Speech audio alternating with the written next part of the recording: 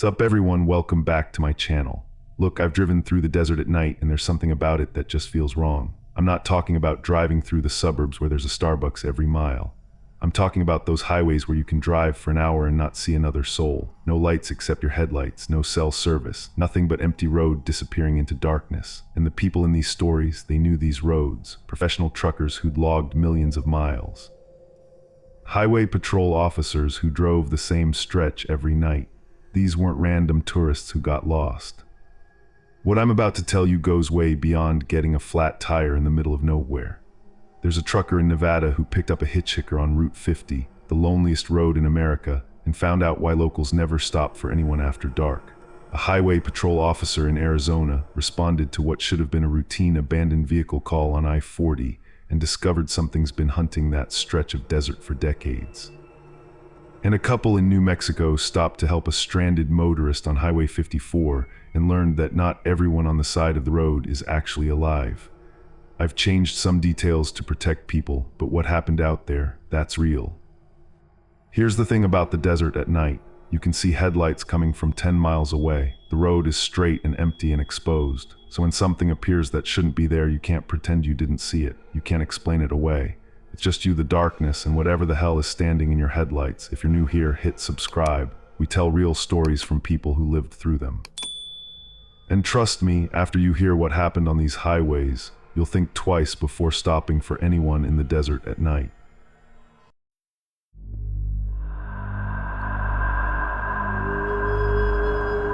This happened in August 2021. I'm Frank Russo. I was 48 at the time, been driving trucks for 25 years. Over 3 million miles logged, most of that across the western states. I'm an independent operator, haul refrigerated goods, and I'd been running Route 50 across Nevada maybe once a month for the past decade. If you don't know Route 50, they call it the loneliest road in America, and they're not joking. It's 287 miles of absolutely nothing between Ely and Fallon.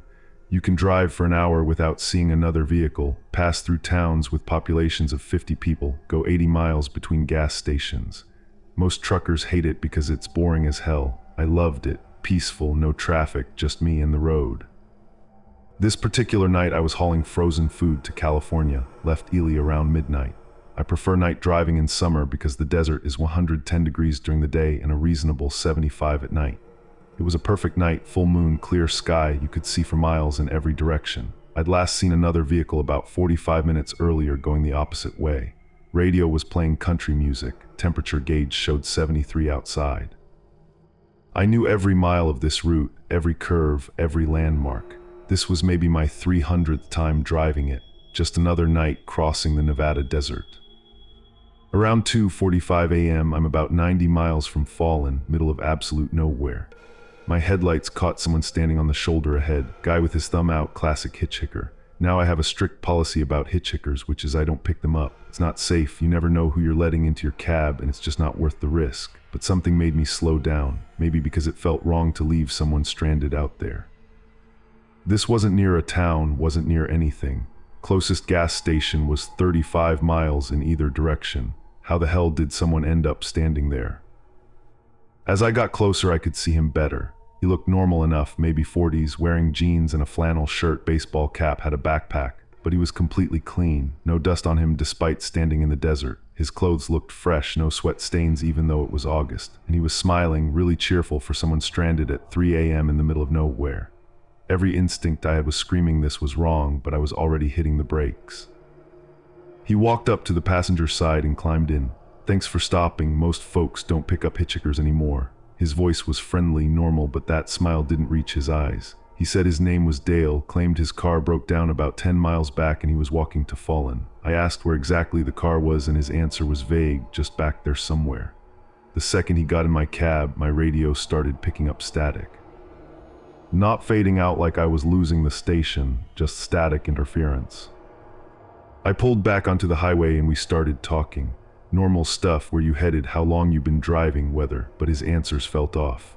He said he was from Austin, this tiny town about 90 miles back, but when I mentioned specific places in Austin, he didn't seem to know what I was talking about. And I noticed after a few minutes that he wasn't blinking, not once, just staring ahead with that smile. Then I started noticing other things. His backpack looked old but was in perfect condition, and the brand name was from a company I remembered going out of business back in the 1970s. His flannel shirt was a style I hadn't seen since I was a kid. The baseball cap had a logo from a gas station chain that closed down in the 1980s, and I started doing the math in my head. If Dale was from Austin 90 miles back and he'd been walking, how long would that take? Austin was 2 hours behind us at highway speed. He couldn't have walked that far. My electronics started going haywire. Radio shut off completely. GPS screen flickered and went dark. Even my satellite phone showed no signal despite clear sky. Dale noticed me checking the equipment. "Electronics don't work right out here sometimes," he said, still with that smile. I looked at my temperature gauge and it showed the outside temp had dropped to 45 degrees.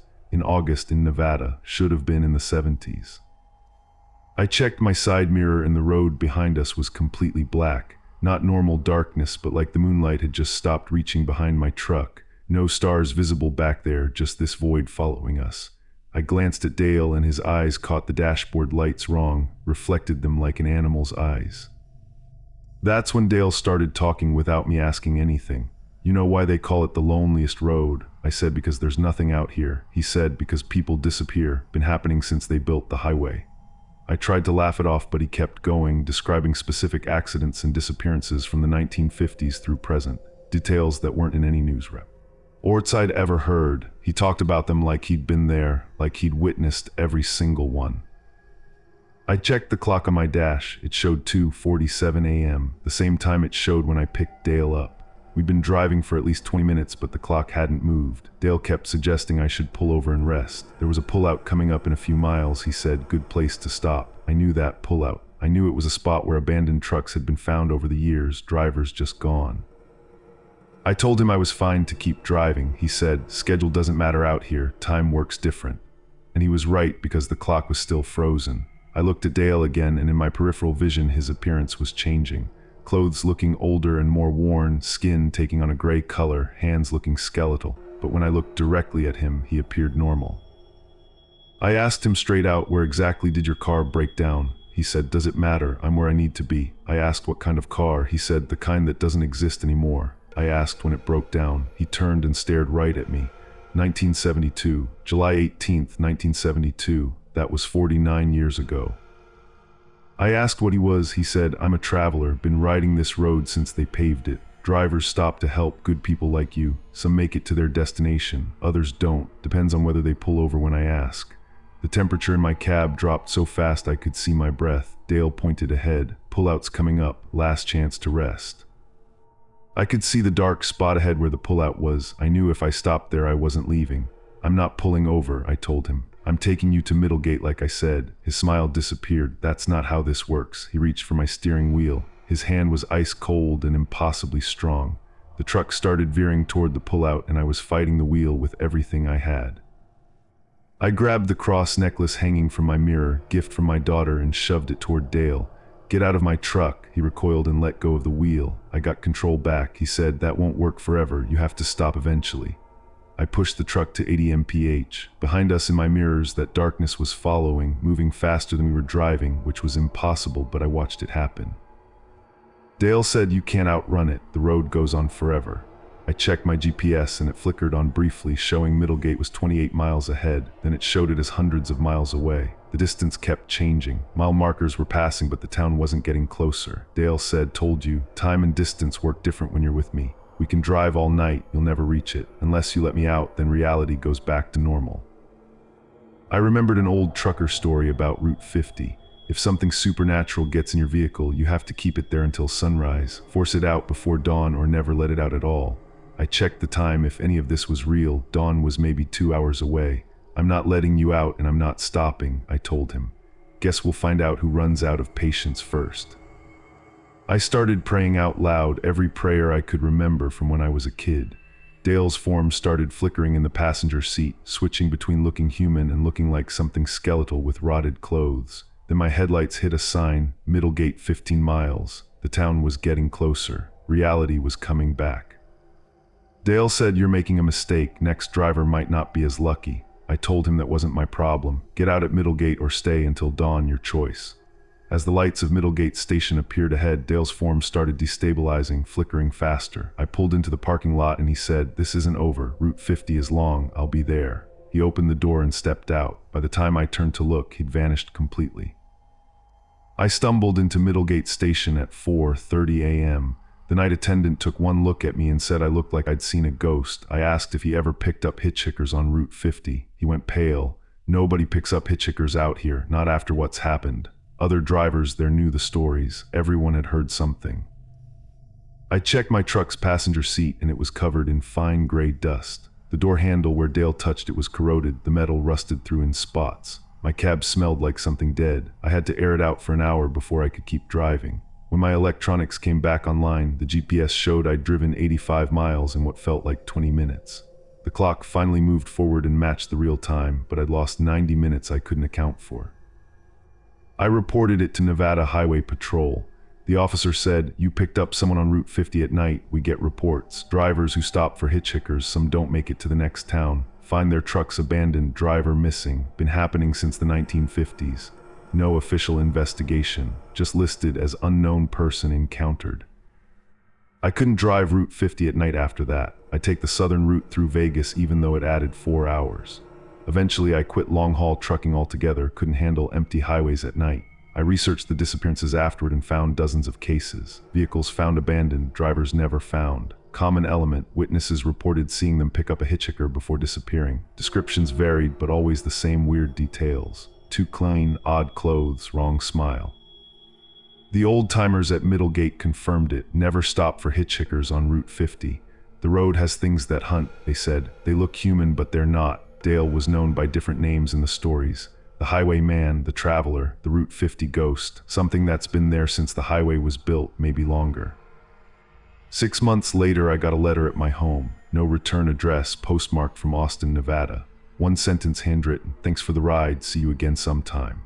The handwriting looked familiar, but I'd never written anything down about that night. Someone or something was letting me know they remembered, that eventually I'd drive that road again. And when I did, Dale would be waiting at the side of the highway, thumb out, that smile on his face, ready for another ride. Some travelers on the loneliest road never reach their destination. They just keep riding forever with something that only pretends to be human.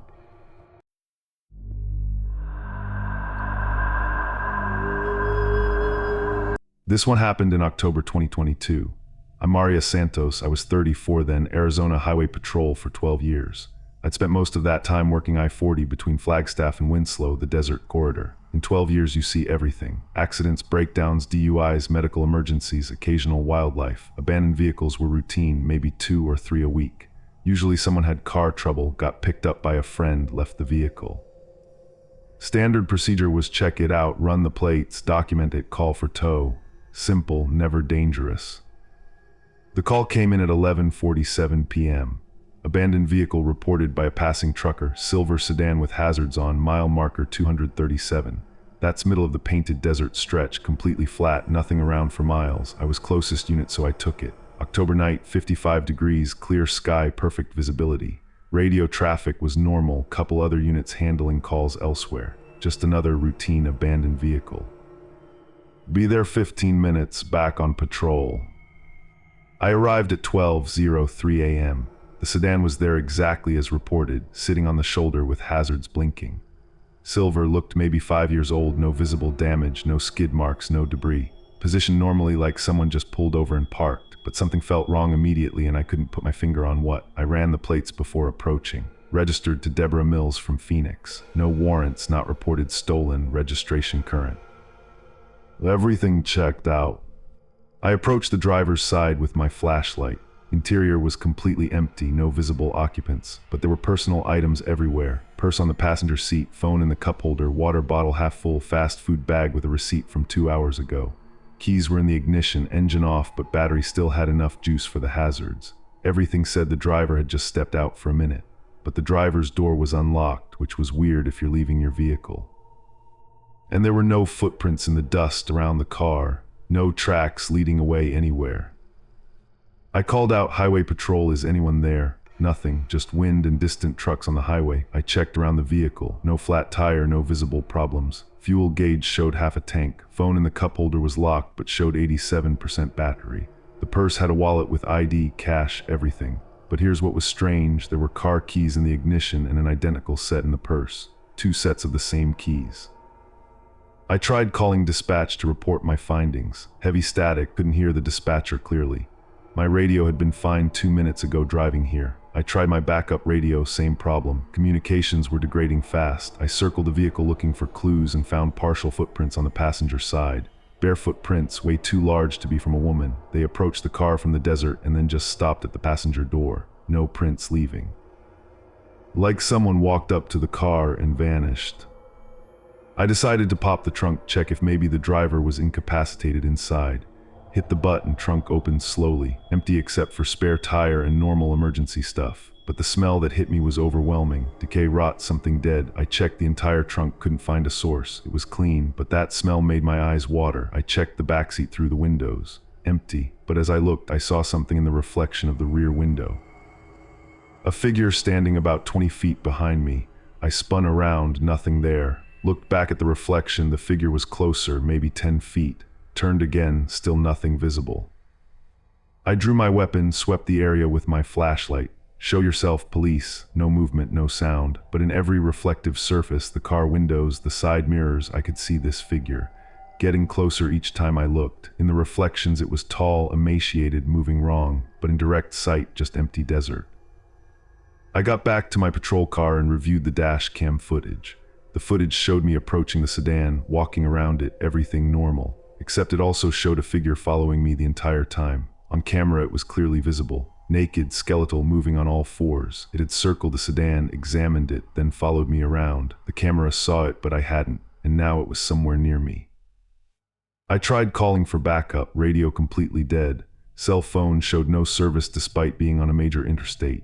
GPS was showing my location miles away from where I actually was. Everything was failing except the dash cam, which kept recording. I accessed my computer to run the vehicle history. It partially worked. What I found made my stomach drop. This vehicle had been found abandoned on I-40 3 times in the past year. 3 different drivers, 3 different registrations, but same car. Each driver had disappeared and was never found. I understood then, this wasn't an abandoned vehicle, it was bait. Something was using this car to lure people to this exact spot, and I'd walked right into the trap. I looked back at the sedan and saw movement underneath it. Something had been under the car the entire time I was searching. It crawled out and stood up beside the driver's door. 7 feet tall, skin like dried leather, emaciated beyond anything natural. The face was vaguely human, but the jaw was too wide, wrong proportions. Eyes caught my flashlight and reflected it back with vertical slit pupils. It opened its mouth and spoke, "Help me." But the voice was human, female, terrified. I recognized it from Deborah Mills' voicemail I'd heard on her phone. It was mimicking her voice. I told it to stay back. It kept walking toward my patrol car slowly. "Help me please, I'm lost." Same voice, but the mouth movements didn't match, like playing a recording. I fired a warning shot. It didn't react, just kept coming. I fired directly at its center mass. It stumbled, but recovered. The bullet hole was visible, but didn't blade, just empty inside. I got in my patrol car, locked the doors, started the engine. Tried to put it in gear, but the transmission wouldn't shift out of park. Engine running, but wouldn't engage. The thing reached my car and started testing the doors, pulling handles, pushing on windows, methodical like it had done this before. Then I saw more movement. 3 more of them emerging from the desert, all converging on my vehicle. 4 total, all surrounding my patrol car. They were all making sounds, crying, calling for help, begging. All different human voices, but wrong, recordings from different people. I realized these were voices of previous victims, people who'd stopped at mile marker 237 and disappeared. The entities had recorded their voices somehow and were using them to lure more people. One placed its hand on my hood. Where it touched, the metal corroded, rust spreading from the contact point. They were trying to break in by dissolving the vehicle slowly. I had maybe 10 minutes before the doors failed. I remembered they'd recoiled slightly when my headlights swept across them. I activated my full light bar, high-intensity floods and strobes. They shrieked and backed off about 15 feet. That bought me time, but the lights wouldn't last forever on battery. I realized the transmission wasn't mechanically broken, something was interfering electronically. If I could get beyond their interference range, maybe systems would reset. I shifted to manual override, forced it into neutral, released the parking brake. The car started rolling backward slowly. They converged as I moved, but I steered while rolling. After about 50 feet, the transmission suddenly engaged. Electronics flickered back on. I floored it. The patrol car shot forward. They chased along the highway, running on all fours, impossibly fast. They kept pace at 60, 75 mph. One jumped onto my trunk, claws scraping metal. I swerved hard at 80 and it tumbled off. After 2 miles at 85 mph, they finally gave up.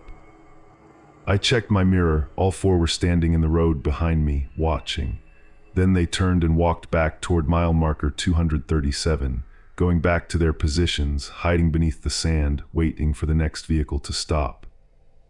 I reached Winslow Station at 12:47 a.m. Other officers saw my condition and the damage to my car. Hood showed corrosion, doors showed deterioration. Dash cam footage clearly showed the entities and the attack, but dispatch had no record of the abandoned vehicle call. The trucker who supposedly reported it couldn't be identified. Highway Patrol returned to mile marker 237 with multiple units at dawn. Found the silver sedan exactly where I described. Registration confirmed it belonged to Deborah Mills, who'd been reported missing 2 weeks earlier. Her car had been found and impounded, then it disappeared from the tow yard. Somehow it ended up back on the highway being used as bait. The ground around mile marker 237 showed collapsed areas, like burrows under the surface. They excavated and found a network of tunnels containing human remains from multiple victims spanning decades. At least 15 victims were identified. Medical examiner said the bones showed signs of feeding. These things had been hunting that section of I-40 for a very long time. I took medical leave, couldn't handle abandoned vehicle calls without panic attacks. Eventually transferred to desk duty, training new recruits now. I warn them, if a call feels wrong, trust your instincts. Research showed I-40 through that area had over 50 disappearances in 30 years. Most were people who stopped to help, responding to calls, checking on stranded motorists. Navajo elders confirmed that section of I-40 crossed cursed land. Traditional stories about things that lived beneath the desert and hunted travelers at night. The modern highway brought new prey, and they adapted their methods, started using cars and voices as lures. Mile marker 237 is now a no-stopping zone. Official reason is dangerous shoulder conditions. Real reason is too many disappearances. Highway Patrol policy now requires 2 units for any calls in that area. Never approach abandoned vehicles alone, especially at night. 3 months after the incident, I was driving I-40 during day shift and passed mile marker 237. Glanced at the roadside and saw a new abandoned vehicle. Different car, same location, hazards blinking. I called it in and warned the responding units. By the time they arrived, the vehicle was gone, just vanished. No tow truck came, no driver returned. It disappeared like it was never there. The entities are still hunting, still using the same methods, still waiting.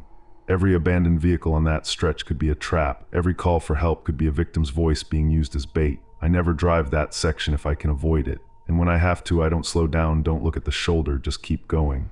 Because some people who need help can't actually be helped, and some abandoned vehicles will take you if you stop.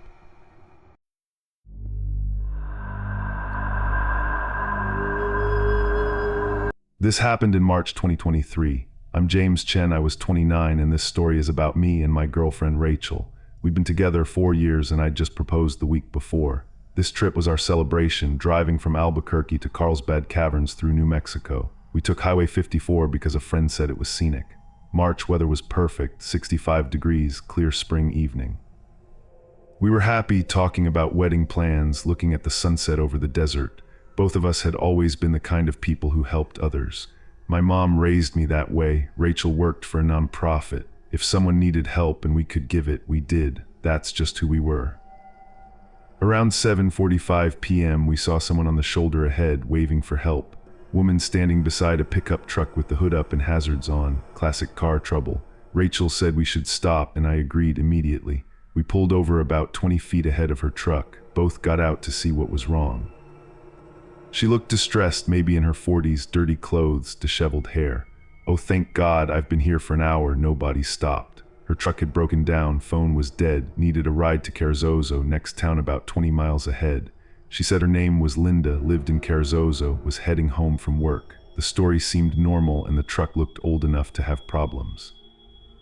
I offered to look under the hood even though I'm not a mechanic. The engine was cold, really cold for a vehicle that supposedly just broke down. No visible problems, no leaks, nothing obvious. The oil was fresh, battery terminals were clean. It didn't match her story about an unreliable old truck. Rachel noticed Linda's clothes were wrong too. She was wearing a heavy winter coat despite it being 60 degrees outside. The coat looked old, style from the 80s or 90s. And Linda was sweating under it, clearly uncomfortable. Rachel asked if she was okay, and Linda said she was just stressed from being stranded. Linda asked if we could give her a ride to Carrizozo. Rachel and I exchanged looks. We both felt uneasy but didn't want to say no. We agreed. Linda smiled and said, "You're such good people. Not many folks stop anymore. Used to be everyone helped, but times change. People are more suspicious now." She grabbed a bag from her truck bed, old canvas duffel that was heavy. I offered to help carry it, but she said she had it. The bag made metallic sounds when it moved. She said it was just tools and work stuff. Linda got in the back seat with her bag. Rachel sat up front with me driving. As soon as we pulled back onto the highway, our phones lost signal. Both of us simultaneously. GPS froze. Radio went to static. Linda said cell service was bad out here, cuts out all the time, but we'd had full service until picking her up. After about 5 minutes, I checked the rearview mirror. Linda was staring at the back of our heads, not looking out the window. Her expression was wrong, calculating, not grateful or relieved. I noticed she wasn't wearing a seatbelt despite the clicking sound I'd heard. I glanced at her bag and it was open slightly. I could see metal inside. It looked like knives, multiple blades. I whispered to Rachel that something was wrong. Before she could respond, Linda spoke. "Yes, something is wrong." Her voice had changed, no longer distressed, now calm and cold. "You shouldn't have stopped. People who stop for me don't reach the next town." I asked what she meant. She said, "Drive, keep driving. We're going to a different destination than Carrizozo." Linda pulled a knife from her bag, held it casually but visible in the mirror.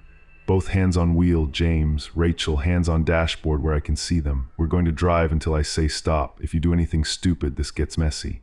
Rachel started crying, asking her to please not hurt us. Linda said, "I know you just wanted to help. That's why it works. Good people are predictable." She explained she'd been doing this for years on Highway 54. The stranded motorist routine worked perfectly. Good people always stopped. She'd take the vehicle and valuables, leave victims in the desert. Sometimes they fought back, usually didn't end well. "You're lucky though," she said. "Usually I work with a partner, but he's busy tonight, so you've got a chance if you're smart." Linda directed me to take a dirt road turnoff ahead. The road led away from the highway into remote desert.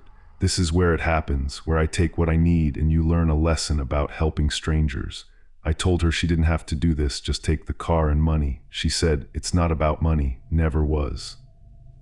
Rachel slowly moved her hand toward the door handle. Linda said, "Don't, I can reach you before you open that door." Rachel asked who she was, why she was doing this.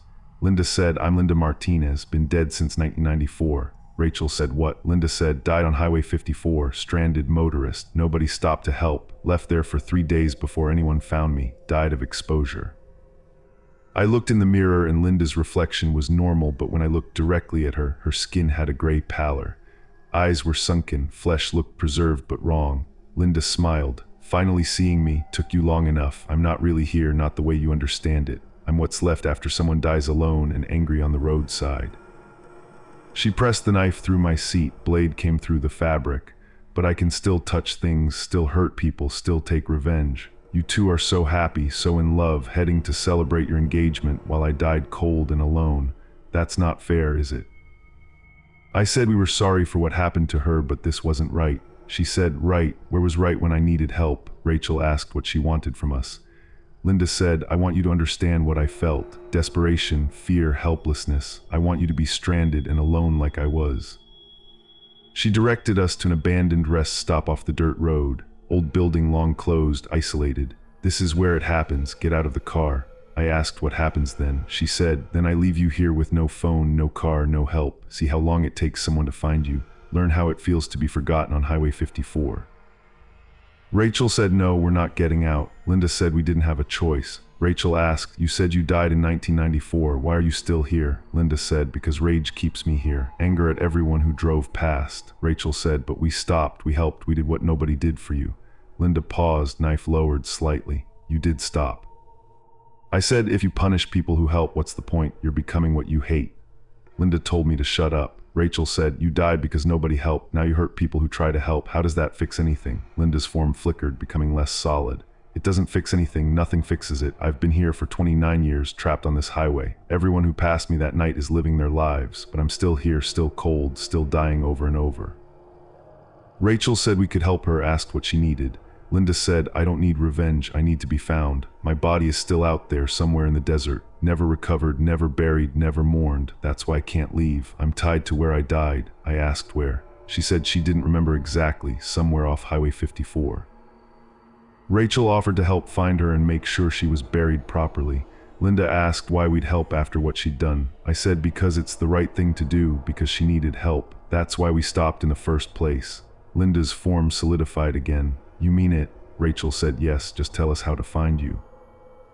Linda described the location.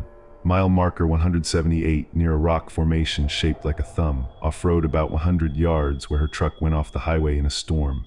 She stayed with the truck for 3 days, died waiting for help. Truck was found weeks later, but her body never was. Search was called off. Her remains were still there, 29 years undiscovered.